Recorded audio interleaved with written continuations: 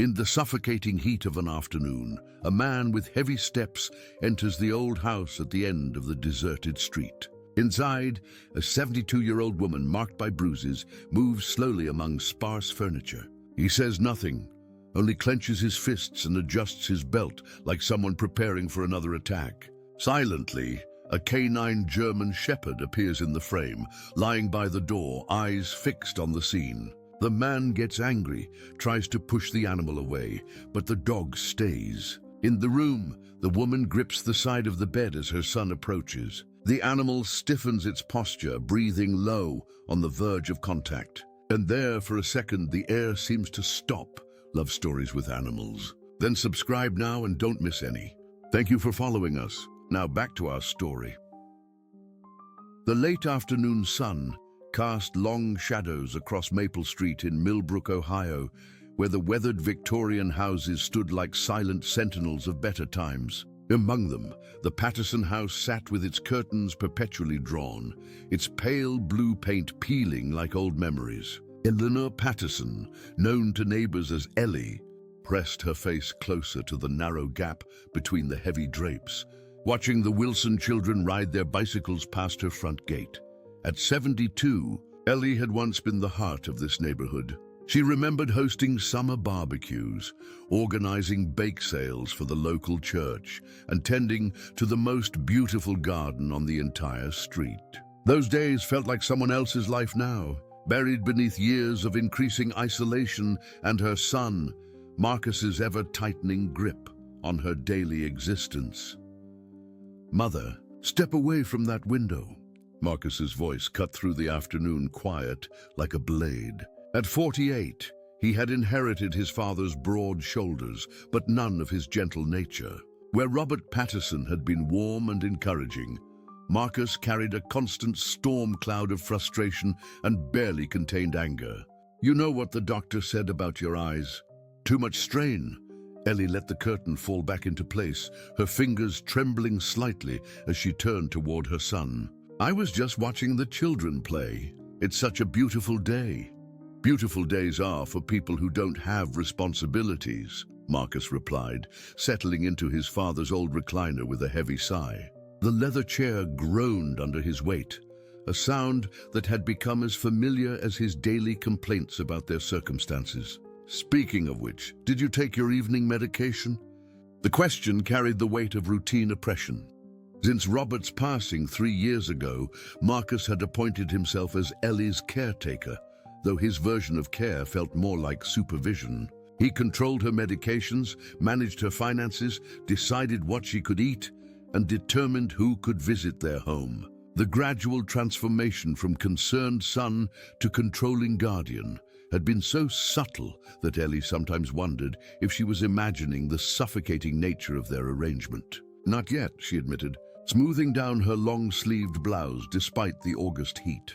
Marcus insisted she dress modestly, claiming it was more appropriate for a woman her age. The truth was more complicated, but Ellie had learned to avoid conversations that might trigger one of his outbursts. "Then, go take them now. And while you're in the kitchen, start dinner. I'm expecting Frank Hutchinson around 7. Ellie's heart gave a small flutter of hope. Frank was one of the few people Marcus still allowed into their home, primarily because they had served together briefly in the National Guard decades ago. Frank had later become a police officer and recently retired after 30 years on the force. His visits were rare bright spots in Ellie's increasingly narrow world. "Will you need me to prepare anything special?" she asked, genuinely eager to have a reason to cook something more elaborate than their usual simple meals. Marcus waved dismissively. "Just whatever's easy. Frank's not coming for a social visit." He picked up the remote control and turned up the volume on the television, effectively ending their conversation. The blaring sound of a crime drama filled the room, another barrier between them and the outside world. In the kitchen, Ellie opened the cabinet where Marcus kept her medications lined up like small soldiers. Blood pressure pills, vitamins, and something new the doctor had prescribed for anxiety. She had never needed anxiety medication before Marcus took over her life, but she didn't dare voice that observation. Instead, She swallowed the pills with a glass of water and began gathering ingredients for dinner. The kitchen had once been her sanctuary, filled with the aromas of fresh bread and homemade soups that drew neighbors to her door. Now it felt more like a workspace under surveillance. Marcus had removed most of her cooking supplies, claiming they were too dangerous for someone with her condition. What condition, she often wondered. Her mind was as sharp as ever, and despite some stiffness in her joints, she was perfectly capable of caring for herself. As she prepared a simple meat and potato dinner, Ellie's thoughts drifted to the stack of mail she had glimpsed earlier when Marcus brought it in. He had quickly shuffled through the envelopes, setting aside several official-looking documents before handing her only a catalogue from a gardening company. The sight of those colorful flowers on the cover had filled her with such longing that she had to excuse herself to the bathroom to compose herself. The sound of Marcus's laughter from the living room broke through her reverie. He was watching one of those shows where people got into heated arguments on stage, something that seemed to genuinely amuse him. Ellie had never understood his fascination with conflict and drama, but then again, there were many things about her son that puzzled her these days. A knock at the front door interrupted the television's noise. Marcus's heavy footsteps crossed the living room, followed by the sound of multiple locks being undone. He had installed 3 additional locks after his father's passing, claiming it was for security, but Ellie sometimes felt like they were designed to keep her in rather than keep others out. Frank. Right on time? Marcus's voice carried a warmth that Ellie rarely heard anymore. Come on in, buddy. Frank Hutchinson stepped into their home like a breath of fresh air. At 61, he was tall and lean with silver hair and kind eyes that seemed to take in everything without judgment. He wore a simple polo shirt and jeans, a casual outfit that somehow made the house feel less formal and oppressive. Evening, Marcus, Mrs. Patterson. Frank nodded respectfully toward the kitchen where Ellie stood in the doorway. Something smells wonderful. Mother's making her famous pot roast, Marcus said, though Ellie noticed he didn't mention that she was only making it because they had a guest. Can I get you a beer? Actually, I wanted to talk to you about something first, Frank said, his expression growing serious. It's about Rex. Ellie's curiosity was piqued. She had heard Marcus mention someone named Rex before, but she couldn't place the name among his usual circle of acquaintances. What about him? Marcus asked, leading Frank into the living room where they could speak more privately. I need a favor, Marcus. A big one. Frank's voice carried the weight of genuine concern. Rex is my old canine partner. German Shepherd, 10 years old, recently retired from the force. He's been staying at the police kennel since I've been dealing with my daughter's situation in Florida. Marcus frowned. Well, what kind of situation? She's going through a difficult divorce, and I need to be down there for at least a month, maybe longer, to help with my grandkids. The kennel can't keep Rex indefinitely, and boarding facilities are expensive for that length of time. I was hoping you might be willing to take care of him temporarily. The silence that followed was heavy with consideration. Ellie found herself holding her breath, waiting for Marcus's response. The idea of having an animal in the house, something warm and alive and uncomplicated, filled her with an unexpected surge of hope. I don't know, Frank. Mother's not getting any younger, and a big dog might be too much for her to handle. Actually, Frank said carefully, dogs can be wonderful companions for older adults. Rex is incredibly well trained and gentle. He might even be good company for your mother. Ellie stepped closer to the living room, pretending to dust a picture frame while straining to hear every word. The possibility of having a dog, even temporarily, felt like the promise of sunshine after a long winter. What would be in it for me? Marcus asked bluntly, and Ellie's heart sank. Everything with her son came down to personal benefit. I'd pay for all his food and expenses, plus $500 for the inconvenience. Rex is low maintenance, house trained, and he's used to following commands. He won't be any trouble. $500. Ellie saw Marcus's expression change as he calculated the sum. Money had been tight since his father's passing, though Ellie wasn't entirely sure why. Robert had left them comfortable, but Marcus was always complaining about expenses and the burden of taking care of her. "When would you need this to start?" Marcus asked, and Ellie knew he was seriously considering the offer. "Tomorrow, if possible. I'm flying out Tuesday morning, and I'd like to get Rex settled before I leave." "He's a good dog, Marcus. You won't regret this. Tomorrow." The word echoed in Ellie's mind like a promise. Tomorrow, their quiet, controlled house might have a heartbeat other than her own and Marcus's. Tomorrow, something might finally change in the carefully orchestrated routine that had become her entire world. She returned to the kitchen before Marcus could catch her eavesdropping, but her hands shook with anticipation as she checked on the roast. For the first time in months, she had something to look forward to, something that might break through the isolation that had slowly been suffocating her spirit. Outside, the sun was setting behind the maple trees that gave their street its name, painting the sky in shades of hope that Ellie hadn't allowed herself to feel in far too long. The following afternoon, Ellie positioned herself by the kitchen window, watching the driveway with barely contained excitement. Marcus had agreed to Frank's proposal the night before, though his decision seemed based entirely on the financial arrangement rather than any enthusiasm for having a dog in the house. Still, Ellie didn't care about his motivations. After 3 years of increasing isolation, the prospect of a 4-legged companion felt like a miracle. Frank's pickup truck appeared around the corner at exactly 2 o'clock, punctual as always. Ellie smoothed her hair and adjusted her long sleeves, wanting to make a good impression on Rex, though she realized how silly that sounded.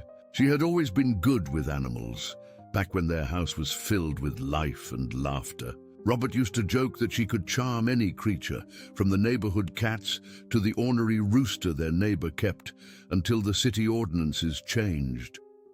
Marcus emerged from his chair with obvious reluctance. "Remember, Mother, this is temporary. Don't get too attached."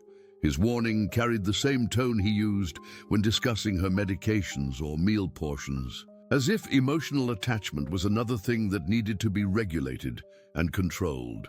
The truck door slammed, and Ellie heard Frank's voice calling out a greeting. Marcus opened the front door, and she crept closer to get her first glimpse of their visitor. Frank came around to the truck bed and lowered the tailgate, speaking in low, reassuring tones to something inside. "Come on, boy. Easy does it." A magnificent German shepherd jumped down from the truck with the fluid grace of an athlete. Rex was larger than Ellie had expected, with a thick coat of black and tan fur and intelligent dark eyes that immediately began scanning his new environment. Despite his size, something about his demeanor suggested calm authority rather than aggression. He stood still beside Frank, taking in the house, the yard, and the 2 men on the porch with careful attention. "He's beautiful," Ellie whispered to herself, then worried that Marcus might have heard her. Her son didn't appreciate emotional responses to much of anything these days. "Rex, come." Frank's command was gentle but firm, and the dog immediately fell into step beside him as they approached the house. "Marcus, this is Rex. Rex, this is Marcus." Marcus extended his hand somewhat hesitantly, and Rex sniffed it politely before sitting at Frank's side. The dog's manners were impeccable, clearly the result of years of professional training. "He seems well-behaved enough," Marcus admitted grudgingly.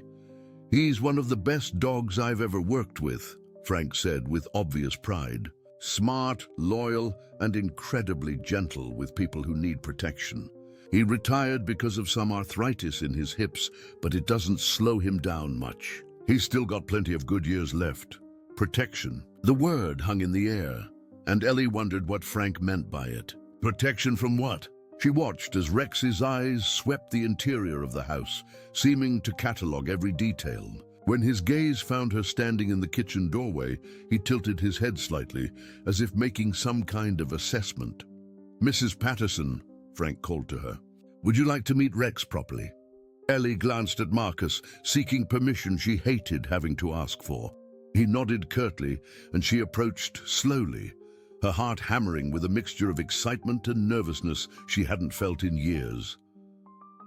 "Hello, Rex," she said softly, stopping a few feet away. The dog studied her face with those intelligent eyes, then took a careful step closer. When she extended her hand, he sniffed it gently before allowing her to touch his head. His fur was softer than she had expected, and when she scratched behind his ears, his tail gave a small wag of approval.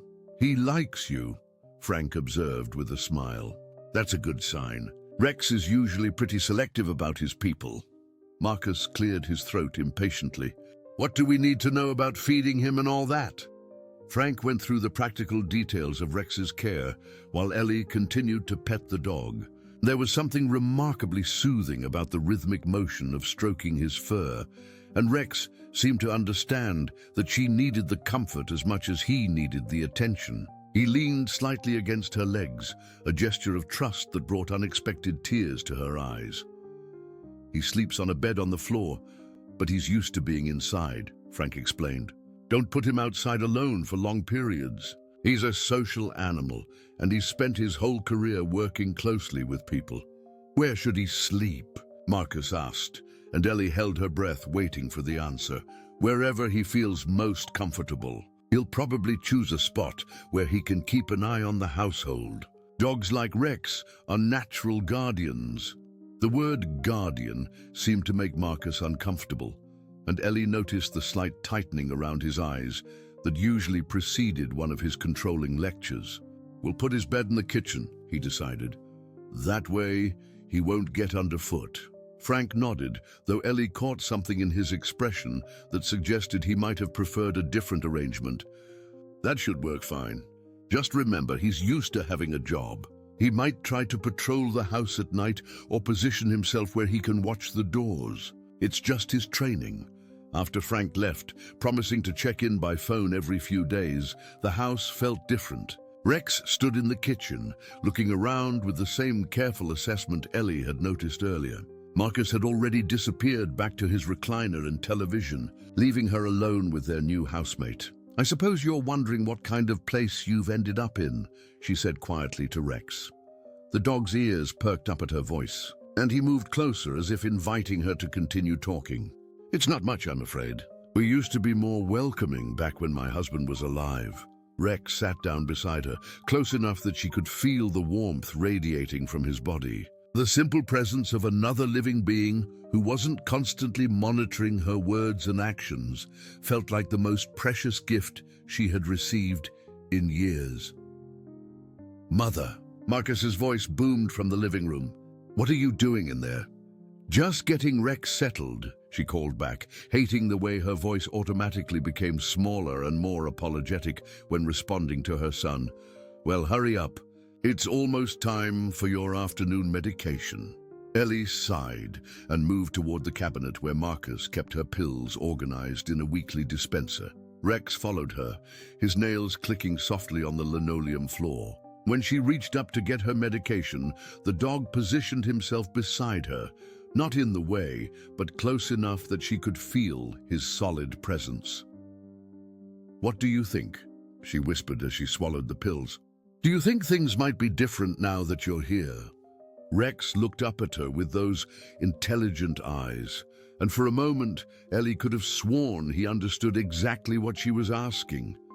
There was something in his gaze that reminded her of the person she used to be, before the careful erosion of her independence had left her feeling like a stranger in her own life. That evening, as she prepared dinner under Rex's watchful eye, Ellie found herself moving with more purpose than she had felt in months. The dog seemed to approve of her cooking, sitting attentively nearby without begging or getting in her way. When Marcus called for her to bring him a beer, Rex's head turned toward the living room, his ears alert and focused. "Stay here," she told the dog, though she realized he probably understood commands better than she could give them. "I'll be right back." When she returned, Rex was exactly where she had left him, but his posture had changed. He seemed more alert, more watchful, as if he had been listening to something she couldn't hear. The change was subtle, but unmistakable, and it reminded her of Frank's comment about Rex being a guardian. Later that night, after Marcus had gone to bed, Ellie sat in the kitchen with Rex lying at her feet. The house felt different with the dog there, more alive somehow. For the first time in years, she didn't feel completely alone with her thoughts and fears. "Tomorrow," she whispered to Rex, "maybe we can sit by the window together. Would you like that? We could watch the children play and the neighbors work in their gardens." Rex's tail thumped once against the floor, and Ellie chose to interpret it as agreement. Outside, the night sounds of Millbrook drifted through the windows, familiar and comforting, with Rex's steady breathing as a counterpoint to the distant sounds of crickets and wind chimes. Ellie felt something she hadn't experienced in far too long. She felt hope. 3 days into Rex's stay, the subtle changes in the household routine became impossible to ignore. The German Shepherd had appointed himself as Ellie's shadow, following her from room to room with a quiet determination that both comforted and unsettled the different members of the household. Ellie discovered that having Rex beside her made even the simplest tasks feel less burdensome. When she folded laundry, he lay nearby, his presence transforming the mundane chore into something almost peaceful. When she prepared meals, he stationed himself where he could observe both her work and the entrance to the kitchen, as if maintaining some invisible perimeter of security. Marcus, however, grew increasingly irritated by the dog's constant vigilance. "Why does that animal follow you everywhere?" he demanded on Thursday morning, finding Ellie and Rex together in the kitchen, where she was attempting to water the small herb garden she maintained on the windowsill. "It's unnatural." "He's just being friendly," Ellie replied, though she had noticed that Rex's attention seemed more purposeful than simple companionship. The dog had developed specific behaviors that puzzled her. He always positioned himself between her and Marcus during their conversations, and his ears would flatten whenever her son's voice rose above normal speaking levels. "Friendly dogs don't stare at people like that," Marcus muttered, clearly uncomfortable with Rex's steady gaze. "Frank said he was trained for police work. Maybe he thinks he's still on duty." Ellie glanced down at Rex, who was indeed watching Marcus with focused attention. The dog's expression wasn't threatening, but there was an alertness there that suggested he was cataloging every movement, every tone of voice. "Perhaps he's just adjusting to a new environment," she suggested diplomatically. "Frank said it might take him some time to settle in." Marcus's response was interrupted by the telephone ringing. He immediately moved to answer it, as he always did. Ellie wasn't allowed to answer their phone anymore, not since Marcus had decided that she might become confused by solicitors or give out personal information inappropriately. Another small freedom that had disappeared so gradually she barely remembered when it had happened. "Patterson Residence," Marcus answered curtly. His voice quickly shifted to a tone Ellie recognized as trouble. "No, I told you I needed more time. The market's not good right now for that kind of thing." Ellie pretended to focus on her herbs while straining to hear the conversation. Marcus had been receiving more of these calls lately. Conversations conducted in hushed, urgent tones that made her nervous. Rex seemed equally interested, his ears perked toward the living room. "Look, I understand your position, but you need to understand mine," Marcus continued, his voice rising with frustration. "These things take time to arrange properly." The call ended abruptly, and Marcus returned to the kitchen with a scowl that made Rex's posture shift almost imperceptibly. The dog moved closer to Ellie, close enough that she could feel his warm breath against her hand. "Everything all right?" she asked carefully, knowing that Marcus's mood could turn dark quickly after these mysterious phone calls. "Just business," he snapped. "Nothing you need to worry about." He paused, studying her and Rex with an expression she couldn't quite read. "I need to go out for a while this afternoon. You'll be fine here with the dog." The prospect of being alone in the house with Rex, without Marcus's constant supervision, filled Ellie with unexpected excitement. She hadn't been alone in their home for more than a few minutes at a time since her husband's passing. "Of course," she said, trying to keep her voice neutral. "How long will you be gone?" A few hours. Don't answer the door for anyone, and don't use the telephone. If there's an emergency, wait until I get back. After Marcus left, driving away in their old sedan with obvious agitation, Ellie stood in the kitchen listening to the silence. Rex looked up at her expectantly, as if waiting for her to make the first move in their newfound freedom. "Well," she said to the dog, "what should we do first?" Rex's tail wagged, and he walked toward the living room, looking back at her encouragingly.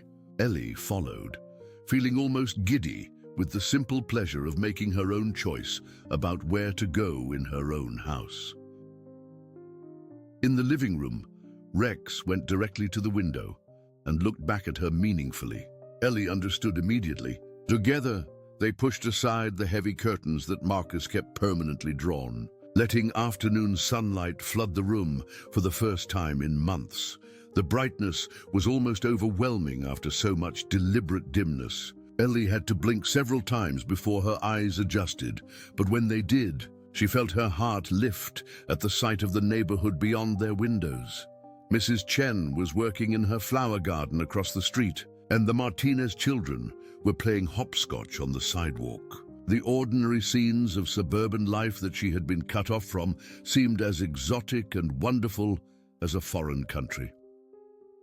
Rex settled beside her as she sat in the window seat, a piece of furniture she hadn't used in over a year. The dog seemed to approve of their new vantage point, occasionally lifting his head to observe something outside that caught his trained attention. "You know," Ellie said quietly, running her fingers through Rex's soft fur, "I used to know everyone on this street. Mrs. Chen and I exchanged recipes, and I used to babysit the Martinez children when they were smaller." She paused, remembering. "Marcus says I'm too fragile for all that social activity now, but I don't feel fragile. I feel trapped." Rex turned his intelligent eyes toward her, and she had the distinct impression that he understood more than just the tone of her voice. There was something in his gaze that seemed to acknowledge her words, perhaps even agree with them. Emboldened by the dog's presence and the rare solitude, Ellie decided to explore other parts of the house that had become off-limits to her casual use. Marcus had gradually established unspoken rules about which rooms she could occupy and when, claiming it was easier for him to keep track of her if she stayed in certain areas. She led Rex upstairs to her bedroom, a space that had once been her sanctuary, but now felt more like a monitored cell. Marcus had removed most of her personal items over the past year, claiming they were clutter that might confuse her or cause her to trip and fall. Her jewelry box, her collection of novels, even her photo albums had disappeared into storage or been donated to charity. Rex explored the room with professional thoroughness, sniffing corners and examining the placement of furniture with what seemed like tactical assessment. When he finished his inspection, he looked at her with an expression that might have been sympathy. "I know it's not much," she admitted. "It used to be prettier. I had flowers on the dresser and pictures of Robert and our early years together. Marcus says those things are just reminders of sadness now, but they weren't sad memories to me." The sound of a car in the driveway sent both Ellie and Rex to the window. Marcus was returning earlier than expected, and his body language as he got out of the car suggested the afternoon hadn't gone well. His shoulders were rigid with tension, and he slammed the car door harder than necessary. "We should go downstairs," Ellie said quietly to Rex. "He doesn't like me spending time up here during the day." They hurried back to the kitchen, and Ellie quickly began preparing dinner, trying to look as if she had been productively occupied the entire time. Rex resumed his usual position nearby, but she noticed that his alertness level had increased. His ears were pricked forward and his eyes were fixed on the front door. Marcus entered the house with heavy footsteps and the sound of multiple locks being engaged. When he appeared in the kitchen doorway, his face was flushed with anger or frustration. "Did anyone call?" he asked abruptly. "No," Ellie replied truthfully. "It's been very quiet." Marcus's eyes swept the kitchen, taking in the scene before him. His gaze lingered on Rex, whose posture had shifted into something more alert and protective since his return. "Why is that dog staring at me like that?" Marcus demanded. Ellie glanced down at Rex, who was indeed watching Marcus with focused intensity. "I think he's just curious about you. He's been very well behaved." "It's unnerving," Marcus muttered. Frank said he was trained for police work, but he didn't mention that he'd act like some kind of guard dog. The accusation in his voice made Ellie nervous, though she wasn't sure why. Rex hadn't done anything wrong, but Marcus's tone suggested that the dog's protective instincts were somehow threatening or inappropriate. "Maybe he just needs more time to adjust," she offered diplomatically. Marcus studied both her and Rex for a long moment, and Ellie had the uncomfortable feeling that he was calculating something, weighing options she couldn't begin to guess at. "We'll see," he said finally. "But I don't want him getting any ideas about who's in charge in this house." As if in response to the subtle challenge, Rex moved closer to Ellie, close enough that his shoulder brushed against her leg. The gesture was small but unmistakable, and from Marcus's expression, the message had been received loud and clear. The following week brought a series of events that shifted the atmosphere in the Patterson household from tense to genuinely troubling. Marcus's phone calls became more frequent and more heated, often forcing him to step outside or lower his voice to whispers that carried more menace than his shouting ever had. Rex seemed to sense the growing instability, becoming more vigilant and protective with each passing day. Ellie first noticed something was seriously wrong when she discovered Marcus in the dining room on Wednesday morning, standing over their antique china cabinet with a measuring tape and notebook. The cabinet had been her grandmother's, a beautiful piece of craftsmanship that had survived 3 generations of family meals and celebrations. "What are you doing?" she asked, Rex immediately appearing at her side as if summoned by her confusion. Marcus looked up from his measurements with an expression that mixed guilt and defiance. "Just taking inventory, evaluating our assets." Assets. The word felt foreign in connection with her grandmother's china cabinet. "Marcus, that belonged to my mother and her mother before that. It's not an asset, it's family history. Everything has value, Mother. And right now, we need to be practical about our financial situation." He closed the notebook and faced her directly. "The truth is, maintaining this house and your medical care is more expensive than I anticipated." Ellie felt Rex press closer against her leg, a warm anchor in the sudden whirlpool of anxiety that Marcus's words created. "I thought Robert left us comfortable. The house is paid off, and there was his pension and the life insurance." Marcus's jaw tightened. "Life insurance doesn't last forever, and the pension barely covers your medications and doctor visits. Do you have any idea how much it costs to maintain a household when one person can't contribute anything?" The accusation stung, particularly because Ellie had never been given the opportunity to contribute. Marcus handled all their finances, all their decisions, all their interactions with the outside world. She had become a passive recipient of his care rather than an active participant in her own life. "I could help more if you'd let me," she said quietly. "I could cook more, do more of the household work. I could even look for part-time employment." Marcus's laugh was harsh and dismissive. "Mother, you're 72 years old with health issues. Who's going to hire someone in your condition?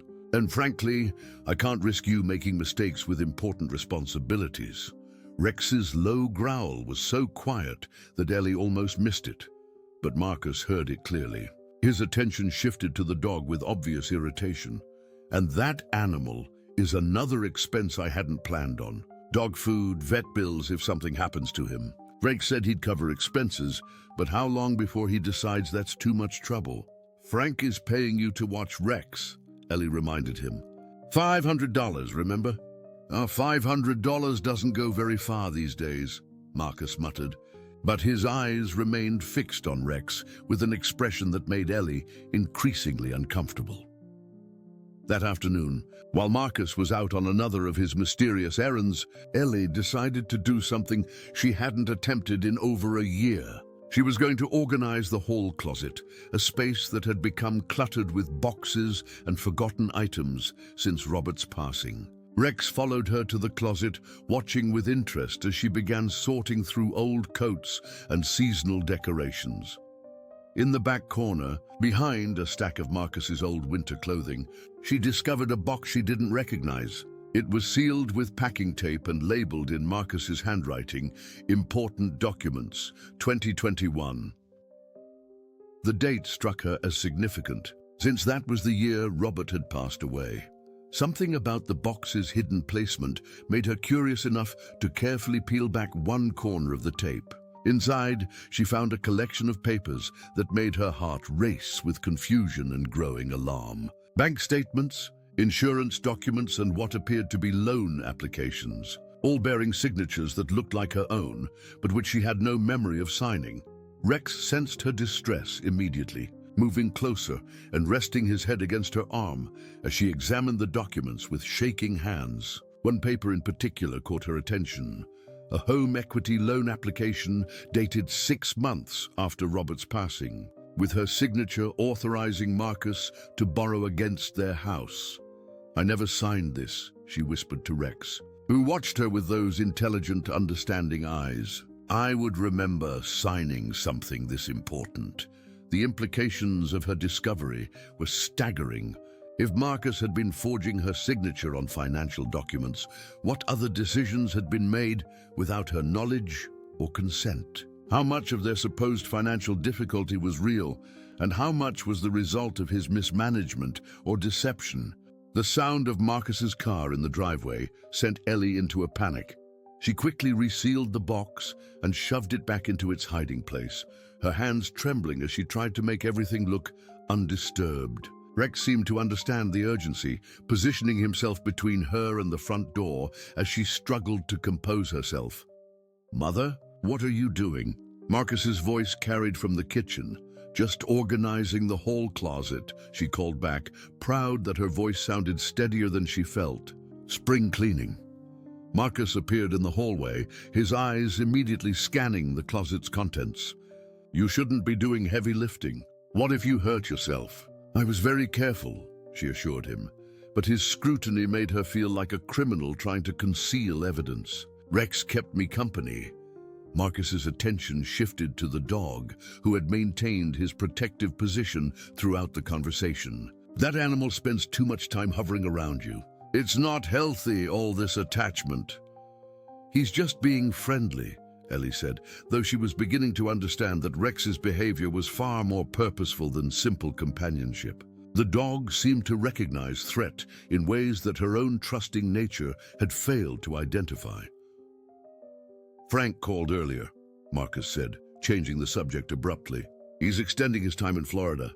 His daughter's situation is more complicated than he expected." The news should have disappointed Ellie, since it meant Rex would be staying longer, but instead she felt relief. Whatever was happening in their household, she sensed that Rex's presence was the only thing standing between her and something much worse. "How much longer?" she asked. "At least another month, maybe 2. He's grateful we can keep the dog, but he's also concerned about the additional expense." Marcus paused, studying her reaction carefully. "I told him we might need to discuss additional compensation if this arrangement continues indefinitely." Ellie nodded, though something about Marcus's tone suggested there was more to this conversation than he was revealing. Her discovery of the hidden documents had opened a door to possibilities she didn't want to consider, but couldn't ignore. That evening, as she prepared dinner with Rex's reassuring presence beside her, Ellie found herself paying closer attention to details she had previously overlooked. The way Marcus controlled every aspect of their daily routine, the mysterious phone calls, the gradual isolation from friends and neighbors, and now the possibility of financial deception. "You know, don't you?" she said quietly to Rex as she stirred soup on the stove. "You can sense that something's wrong here." Rex looked up at her with those wise, dark eyes, and his tail gave a single, deliberate wag. It was a small gesture, but it felt like confirmation of her growing suspicions. From the living room came the sound of Marcus's voice, raised in another tense phone conversation. This time, however, Ellie found herself listening more carefully to the tone and rhythm of his words, trying to piece together the puzzle of their circumstances. "I understand the timeline," Marcus was saying, "but these things can't be rushed without raising suspicions. Give me a few more weeks to handle this properly." Handle what properly? Ellie wondered as Rex moved closer to her side, as if sensing her mounting anxiety. Outside, the early evening light filtered through their kitchen window, highlighting the herb garden she had been allowed to maintain on the windowsill. Such a small thing, a few plants in plastic pots, but they represented the last vestige of her independence. As she watched the light fade into dusk, Ellie realized that whatever was happening in their house, whatever Marcus was planning or concealing, she could no longer afford to remain passive. Rex had shown her that protection was possible, that she didn't have to face threats alone. The question now was whether she had the courage to act on what she was beginning to understand. The opportunity Ellie had been waiting for came unexpectedly. On a grey Thursday morning when Marcus announced he would be gone most of the day meeting with what he called financial advisors, his agitation was more pronounced than usual, and he spent nearly 20 minutes issuing detailed instructions about her medication schedule, mealtimes, and restrictions on her activities. "Remember, don't answer the door or the telephone," he repeated for the third time, gathering keys and papers with nervous energy. "If anyone comes by, just stay quiet until they leave." Ellie nodded obediently, but inside her heart was racing with anticipation. Rex seemed to sense her excitement, his tail wagging subtly as Marcus finally left the house with his characteristic symphony of locks and deadbolts. The moment the car disappeared around the corner, Ellie hurried to the hall closet with Rex close behind. This time, she was prepared with a kitchen knife to carefully cut the tape on the hidden box, determined to examine its contents thoroughly. What she discovered was far worse than she had imagined. Mixed in with the loan documents were copies of medical records she had never seen, psychological evaluations she had never undergone, and letters from attorneys discussing something called conservatorship proceedings. Most shocking of all was a document labeled property assessment that listed their family home as being worth nearly $400,000. $400,000, she whispered to Rex, who had positioned himself where he could watch both her and the front door. "Robert always said this house would be worth something someday, but I had no idea." Among the papers was a folder marked estate documents that contained copies of Robert's will and life insurance policies. As Ellie read through them with growing astonishment, she realized that Marcus had been lying to her about almost everything regarding their financial situation. Robert had indeed left them comfortable. Very comfortable. The life insurance alone was worth $200,000, and his pension continued to provide a substantial monthly income. More importantly, the house was titled solely in her name, with Marcus listed only as a potential beneficiary if something happened to her. "I own this house," she said aloud, the words feeling strange and powerful in her mouth. "Not Marcus, me."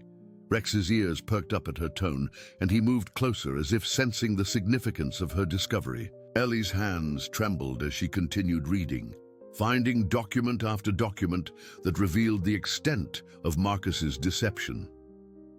The home equity loan she had supposedly signed had been approved for $75,000, money that Marcus had apparently borrowed against her property without her knowledge or consent. Bank statements showed regular withdrawals and transfers that she had never authorized, and there were invoices for services and purchases she knew nothing about.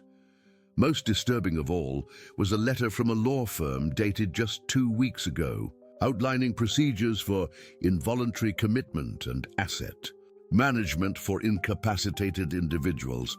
The letter discussed Marcus's concerns about her mental state and his need to protect family assets from her declining cognitive abilities. He's been planning this for years, she realized, her voice barely a whisper.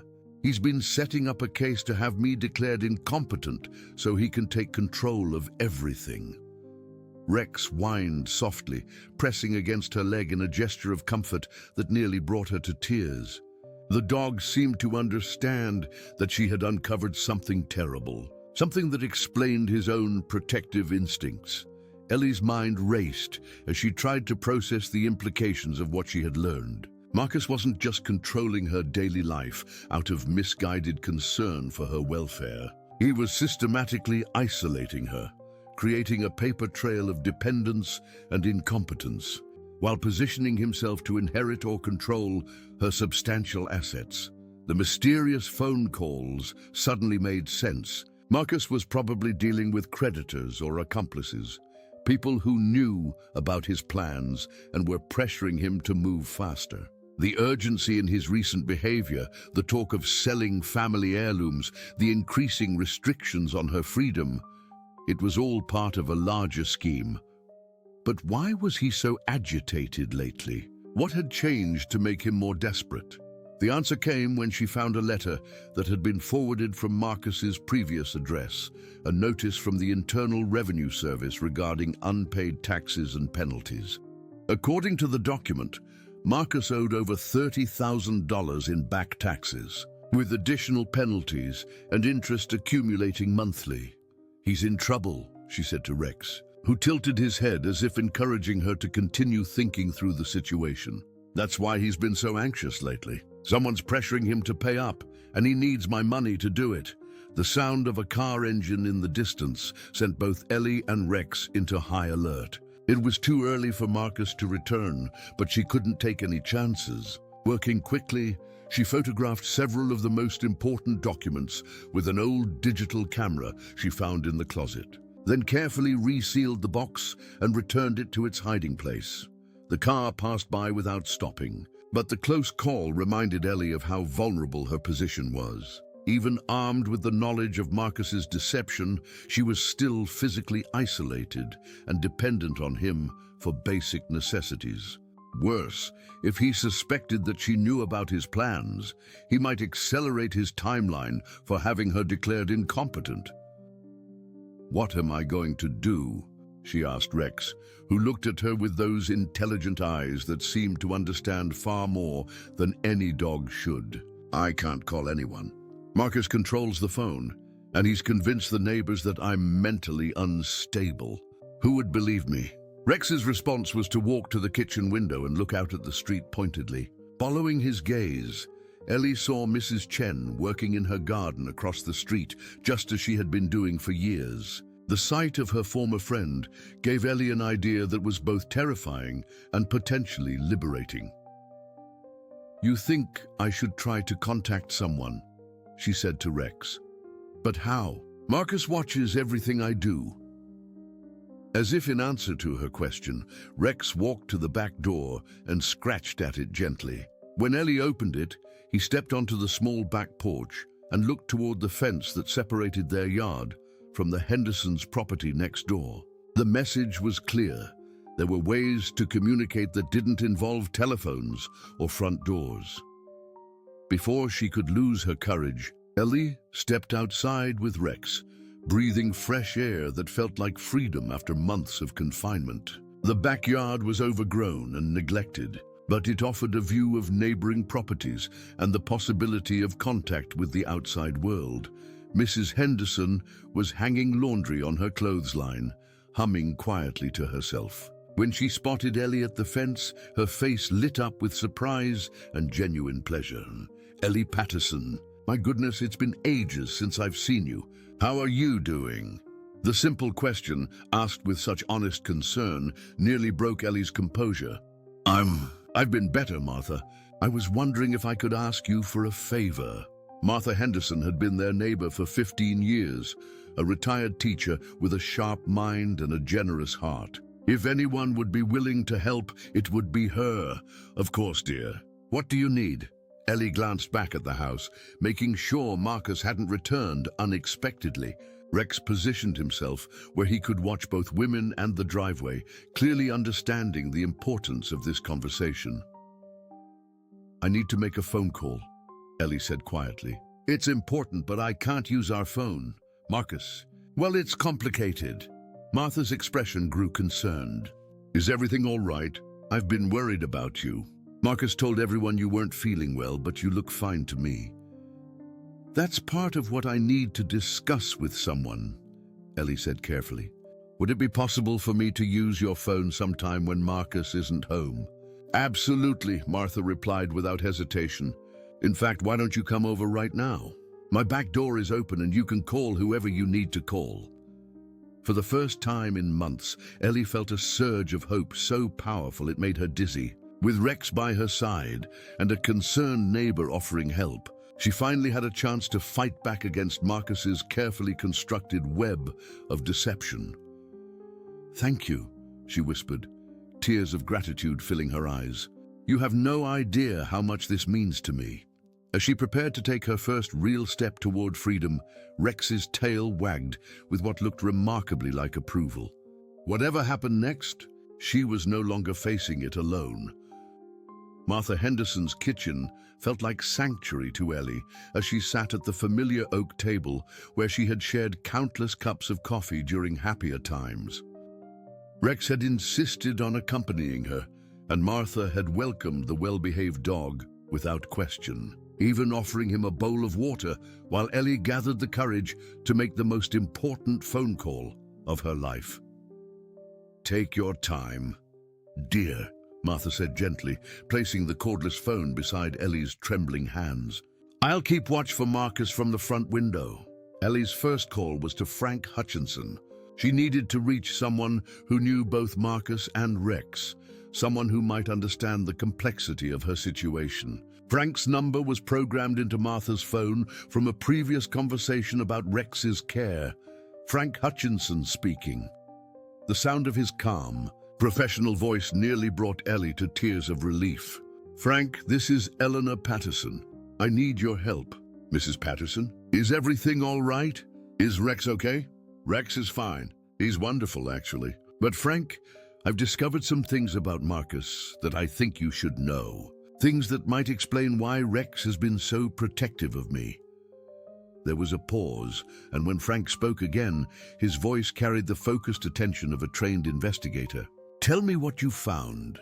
Ellie explained everything: the hidden documents, the forged signatures, the financial deception, and Marcus's apparent plan to have her declared incompetent. Frank listened without interruption, occasionally asking for clarification on specific details. "Mrs. Patterson, what you're describing sounds like elder abuse and fraud," Frank said when she finished. "These are serious crimes, and you need legal protection immediately. But who would believe me? Marcus has been telling everyone that I'm confused, that my memory isn't reliable. He's been building a case against my competency for years." "That's exactly why we need to act quickly," Frank replied. "I'm going to give you the number for Adult Protective Services, and I want you to report this immediately.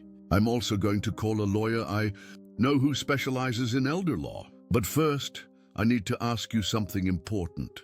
Ellie waited, her heart pounding. "Has Marcus shown any signs of escalating his behavior since Rex arrived? Any indication that he's feeling pressured or desperate?" The question made Ellie realize something she had been unconsciously observing. "Yes, actually. He's been more agitated, making more phone calls, talking about financial pressure. Just this morning, he seemed almost frantic when he left." "That concerns me," Frank said grimly. "Rex's protective behavior suggests he's sensing threat, and dogs like him are rarely wrong about that kind of thing. Mrs. Patterson, I need you to be very careful. If Marcus realizes you've discovered his plans, he might do something desperate."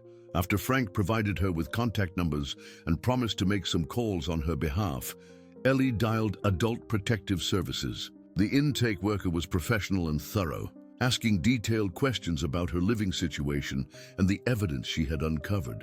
"Mrs. Patterson, based on what you're telling me, we need to initiate an immediate investigation.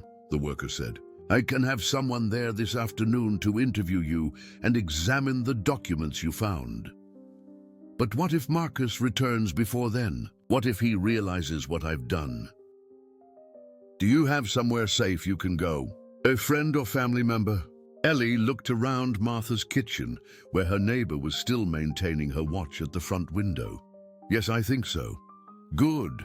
Gather whatever personal items and medications you need, along with those documents if possible. Don't confront Marcus directly. If he becomes aggressive or threatening, call 911 immediately. After ending the call, Ellie sat for a moment, overwhelmed by the magnitude of what she had set in motion. Rex seemed to sense her emotional state, moving closer and resting his head on her knee in a gesture of comfort and support. You did the right thing, Martha said, returning from her window post. I've suspected something wasn't right over there for months, but Marcus always had explanations that sounded reasonable. What do you mean? Well, he told the whole neighborhood that you were developing memory problems and couldn't be trusted to make decisions alone. He said your doctor recommended limiting your social interactions to reduce confusion. It all sounded plausible, but it never felt right to me. Ellie's anger flared at the thought of Marcus spreading lies about her mental state throughout their community. He's been systematically isolating me and building a false narrative about my competency. Also, he could steal my inheritance. The sound of a car engine in the distance made both women freeze. Martha checked the window and shook her head. Marcus, just a delivery truck, but the close call reminded Ellie that time was running short. I need to get back and gather some things before he returns. The caseworker is coming this afternoon. You're not going back there alone, Martha said firmly. Rex will be with you, and I'll keep watch from here. If I see Marcus returning, I'll call you immediately. They exchanged phone numbers, and Martha promised to be available as a witness when the investigator arrived. As Ellie prepared to return to her house, she felt something she hadn't experienced in years, the support of other people who believed in her and wanted to help. Back in her own kitchen, Ellie worked quickly to gather evidence and essential items. Rex seemed to understand the urgency, positioning himself where he could monitor both the front door and her activities. She carefully removed the most important documents from Marcus's hidden box, including the property deed, bank statements, and forged loan applications. The house felt different now that she knew the truth about her situation. Every room represented years of deception and manipulation, but also her rightful inheritance and independence. This was her home, bought and paid for with Robert's hard work and love. Marcus had no legal claim to any of it. As she packed a small bag with medications and personal items, Ellie found herself moving with more confidence than she had felt in months. Rex's presence gave her courage, but more importantly, she finally understood her own power. She wasn't a helpless victim of her son's schemes. She was a property owner, a pension recipient, and a woman with legal rights that Marcus had been systematically violating. The phone rang, and Ellie jumped, then realized it was Martha calling with an update. The Adult Protective Services caseworker just called me, Martha reported. She'll be there in an hour, and she's bringing a police officer for safety. She asked me to tell you not to confront Marcus if he returns before they arrive. Thank you, Ellie said, feeling a mixture of relief and terror. Martha, what if this all goes wrong? What if Marcus convinces them that I'm confused or making things up? Ellie, listen to me. You are one of the sharpest women I've ever known. You organize the church fundraiser every year for a decade. You managed your household budget to the penny. You're not confused, and anyone who spends 5 minutes talking to you will know that. After hanging up, Ellie sat in her kitchen with Rex beside her, waiting for the authorities to arrive. Outside, the neighborhood continued its normal rhythm of daily life, but inside their house, everything was about to change. Rex suddenly lifted his head, his ears alert and focused on something outside. A moment later, Ellie heard the unmistakable sound of Marcus's car approaching much earlier than expected. He's back, she whispered to Rex, her heart racing with panic and determination in equal measure. The dog immediately moved to position himself between Ellie and the front door, his body language shifting into full protective mode. Whatever happened next, she wouldn't face it alone. Help was coming, and Marcus's carefully constructed web of deception was about to unravel completely. As she heard his key in the lock, Ellie straightened her shoulders and prepared to face the man who had stolen years of her life. But this time she was armed with the truth, protected by Rex and supported by people who believed in her. This time, she was ready to fight back. Marcus entered the house with his usual routine of multiple locks, but Ellie could tell immediately that something was different about his demeanor. His movements were more agitated than usual, and when he appeared in the kitchen doorway, his eyes swept the room with suspicious intensity. "You've been busy," he said, his voice carrying an edge that made Rex's ears flatten against his head. "The closet looks different." Ellie's heart hammered against her ribs, but she forced her voice to remain calm. "I was organizing, like I mentioned yesterday." Marcus studied her face carefully, then his gaze shifted to Rex, who had positioned himself protectively beside Ellie's chair.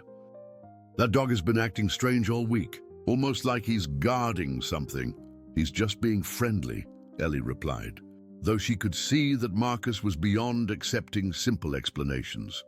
"Friendly dogs don't watch people like that," Marcus said, taking a step closer. Rex immediately stood up, his body language shifting into alert readiness. "And friendly dogs don't position themselves like they're expecting trouble."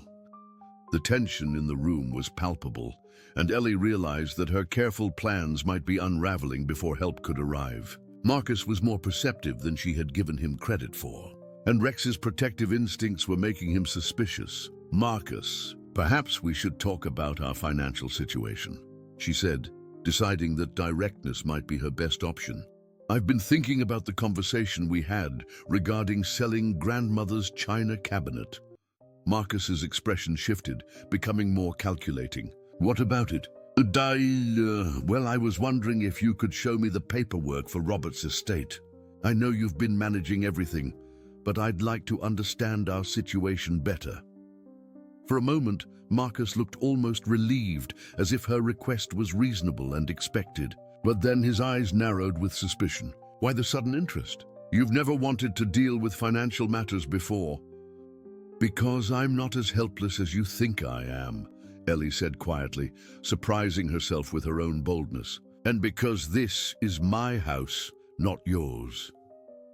The words hung in the air like a challenge, and Marcus's face went through a series of expressions: shock, anger, and then something darker.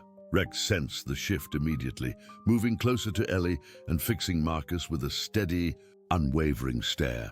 "I don't know what you think you've discovered," Marcus said slowly, "but you're clearly confused about our legal arrangements. The doctor warned me that you might have episodes of paranoia as your condition progresses." "What condition?" Ellie demanded, her anger finally overriding her fear. "The only condition I have is being imprisoned in my own home by a son who's been stealing from me." Marcus took another step forward, and Rex's low growl filled the kitchen with unmistakable warning. The sound seemed to remind Marcus that he was no longer dealing with a defenseless elderly woman. "You have no idea what you're talking about," Marcus said, but his voice lacked conviction. "I've been protecting you, managing your affairs, because you can't handle them yourself. Protecting me by forging my signature on loan documents, by isolating me from my friends, by telling the neighbors I'm mentally incompetent." Ellie stood up, feeling stronger and more determined than she had in years. "I found the papers, Marcus. All of them." Marcus's face went pale, and for the first time since Robert's passing, Ellie saw genuine fear in her son's eyes. "You don't understand the financial pressures we're facing. I was trying to save the house, to make sure you had somewhere to live, by mortgaging my property without my knowledge, by planning to have me declared incompetent so you could steal my inheritance." Ellie's voice rose with righteous anger. "This is my house, Marcus. Robert left it to me, not you." The sound of cars pulling into their driveway interrupted the confrontation. Through the kitchen window, Ellie could see an official vehicle followed by Martha Henderson's sedan. Help had arrived exactly when she needed it most. Marcus heard the cars too, and his expression transformed from defensive to desperate. "Mother, whatever you think you know, whatever you've told people, we can work this out between ourselves. You don't need to involve strangers in our family business." But it was too late for negotiations. The doorbell rang, followed by a firm knock and an authoritative voice calling, "Adult Protective Services. We're here to speak with Eleanor Patterson." Rex's tail wagged for the first time all day, as if he understood that the cavalry had finally arrived. Ellie walked past Marcus toward the front door, with Rex staying close to her side. "Mrs. Patterson, I'm Sarah Collins from Adult Protective Services," said a professional-looking woman in her 40s. "This is Officer Rodriguez. We spoke on the phone earlier." Behind them stood Martha Henderson and, to Ellie's surprise, Frank Hutchinson, who had apparently driven back from Florida overnight. "I got here as quickly as I could," Frank explained. "When I heard what was happening, I couldn't stay away." Marcus appeared in the living room, trying to project an image of concerned responsibility. "Officers, I'm Marcus Patterson, Eleanor's son. I'm afraid my mother has been having some confusion lately. A doctor can verify that she's been experiencing memory issues and paranoid episodes." Sarah Collins studied Marcus carefully, then turned to Ellie. "Mrs. Patterson, you mentioned on the phone that you had documents to show us." Ellie led the group to the kitchen, where she had laid out copies of the most damaging evidence. As Sarah and Officer Rodriguez examined the forged signatures, bank statements, and legal documents, Marcus's explanations became increasingly desperate and contradictory. "Mrs. Patterson," Sarah said, after reviewing the evidence, "these documents clearly show financial exploitation and fraud. The signatures on these loan applications don't match your signature on your driver's license. And several of these transactions occurred without proper power of attorney documentation." Frank, meanwhile, had been observing Rex's behavior throughout the visit. "Mrs. Patterson, I need to tell you something about Rex. He's not just trained for general police work. He specialized in protection detail for vulnerable individuals. His behavior toward Marcus isn't accidental. He's been sensing threat and responding accordingly." The revelation explained so much about Rex's consistent protective positioning and his obvious distrust of Marcus. The dog had been doing his job, protecting someone he recognized as being in danger. Officer Rodriguez addressed Marcus directly. "Sir, based on the evidence we've seen here today, we'll need you to come with us for questioning regarding elder abuse and financial fraud." As Marcus was led away, still protesting his innocence and claiming concern for his mother's welfare, Ellie felt a weight lifting from her shoulders that she hadn't even realized she was carrying. The house immediately felt larger, brighter, as if someone had thrown open windows that had been sealed shut for years. "What happens now?" And she asked Sarah Collins. "Now you reclaim your life," Sarah replied with a smile.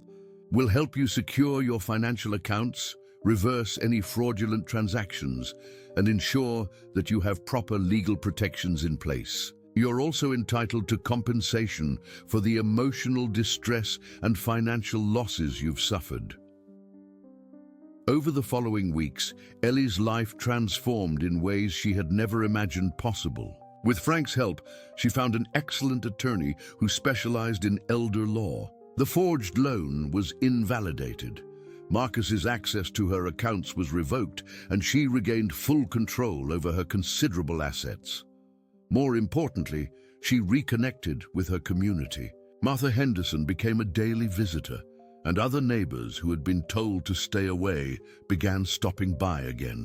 Ellie resumed her involvement with the church, started hosting small dinner parties, and even began dating a widowed gentleman from her book club. Rex, who Frank decided should stay with Ellie permanently, became her constant companion and the neighborhood's unofficial mascot. The dog, who had saved her life, adapted beautifully to retirement, though he never lost his protective instincts where Ellie was concerned. On a warm autumn afternoon, 6 months after her rescue, Ellie sat in her front yard garden with Rex beside her, watching children play in the street and neighbors tend their own flowers. The house that had once felt like a prison now felt like home again. "You know, Rex," she said, scratching behind his ears, "I think Robert would be proud of how this all turned out. His insurance money is going to fund a new program for elder abuse prevention, and Marcus is getting the help he needs in prison to deal with his gambling addiction and debt problems." Rex's tail wagged, and he looked at her with those intelligent eyes that had seen through Marcus's deception from the very beginning. As the sun set over Maple Street, painting the sky in shades of hope and new beginnings, Ellie reflected on the power of courage, community, and the unexpected guardian angel that had come into her life in the form of a retired police dog. Sometimes salvation comes from the most unexpected sources, and sometimes the greatest act of love is learning to accept help when it's offered. Dear listeners, we hope Eleanor and Rex's story has touched your hearts and reminded you of the importance of community and standing up for those who cannot protect themselves. If you've been moved by this tale of courage and redemption, we invite you to explore our special playlist of equally inspiring stories that celebrate the triumph of the human spirit. You can find it by clicking to your left. If this story resonated with you, please subscribe to our channel and give this video a thumbs up. Every day, we bring you unique narratives that explore the complexity of life, love, and the unexpected bonds that save us. Don't miss our upcoming content, and we'd love to hear your thoughts in the comments below. Together, we can build a community that values compassion, justice, and the courage to speak truth to power. Thank you for joining Eleanor and Rex on their journey to freedom.